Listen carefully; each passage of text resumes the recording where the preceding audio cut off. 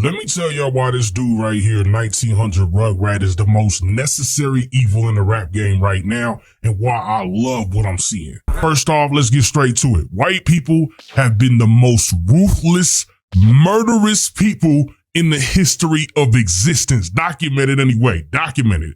They're strategic with their treachery, and that's just facts. And listen up, white people. This is not a diss. I'm giving y'all flowers right now, so listen up. You've been the most dangerous motherfucking people walking the planet for a long time now. No amount of sliding that black people or Mexicans will ever come close to the pure violence white folks have been on for centuries. Y'all the pure shooters, all right? Now with 1900 Rugrat and this song, Dead Crackers, we finally got someone who's putting that truth on full display. White violence is a staple in history books. Crusades, colonization, slavery, world wars. White people don't just do violence. They done invented that thing on a scale that's hard to even comprehend. Now, look, don't get me wrong. They done got their issue from the Aboriginal Seminoles peeling caps to the Japanese, to the Vietnamese, the Russians, and the Haitians. All that back and forth sliding. But look, here's the thing. While every culture has their version of sliding, busting skits, toe tagging, and hat grabbing, white people have been doing this thing for a long time. They just ain't had someone to put it like into music that feel more like authentic to them until now. I know where he's from, but look, this is an anthem for everybody. The boys with the AR-15s and the trucks, the biker gangs, the folks in Appalachia hustling, Florida white guys, Louisiana white guys, the hunters, the preppers. You know what I'm talking about, the people with the most, all that ammo that they trying to survive an apocalypse, right? They're the ones who are cut from the people who will say they fight tooth and nail for their right to bear arms, right? The ones that say, you have to pry it from my cold dead hands, you know? And now they got an anthem to back it up. See, white boys, white men have always been in the streets too. They the plug with the girl Molly. They be the pounds at the back door. They've been having grow ops. You know, when I think about it, white boy connection and involvement in the street life has been severely understated. Because now they got music right now to slide in their own way. They got their own music, their own rap music. Not to mention he bringing the word cracker as a word that's now usable amongst other races. That way the N-word could stay with the N-words. Now they got cracker and he making it sound smooth. And let's be real, when you think about America, right?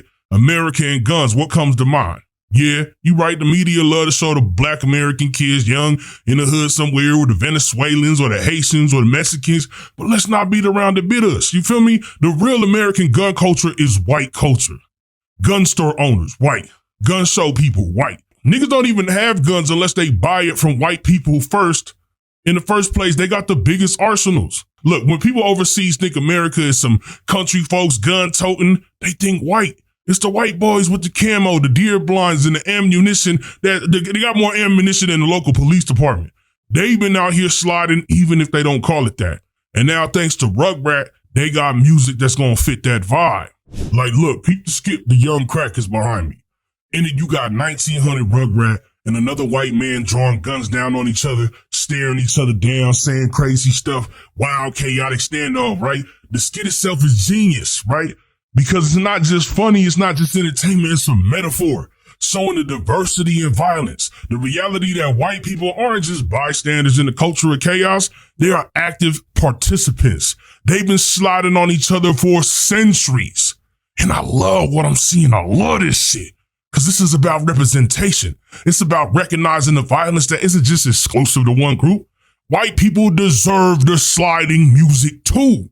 Now they've got it. They've got young crackers. They got the YCs. They've got 1900 Rugrat. They got that soundtrack that matches that bullying energy. 1900 Rugrat is not just a rapper. He's an artist who's bringing a new level of energy to this culture. He's unapologetic, disruptive, and he's shining a light on the white side of America that's been lurking in the shadows for too long.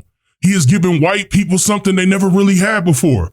A soundtrack and a narrative that reflects their own version of sliding, killing, and hustling and doing their thing. You see what I'm saying? But see, now look, the song Dead Crackers, let's bring it back to that. That's where it gets real. The track is really an anthem. White boys can really bump this pulling up on their rivals. White ops versus white ops. Whether it's biker gangs or competing Tina dealers or dudes who crossed them over in a bad weed deal, it's gritty, it's raw. And it finally gives that music that they can slide to. They've been missing that shit.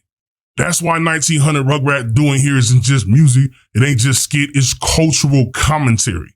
It's a reflection on the reality that most violence is intraracial. Black people kill black people. Mexicans kill Mexicans. And white people, they kill white people too. But their version of sliding ain't really been acknowledged in that same way. And that's where dead crackers and skits like this right here come in. They're necessary. They completely necessary. They're giving white America a voice in this space. They got a voice, creating more layers of representation. So yeah, let me say it again. 1900 Rugrat is the most necessary evil in rap right now. He's raw. He's real. He's bringing something to the table that's been missing for way too long.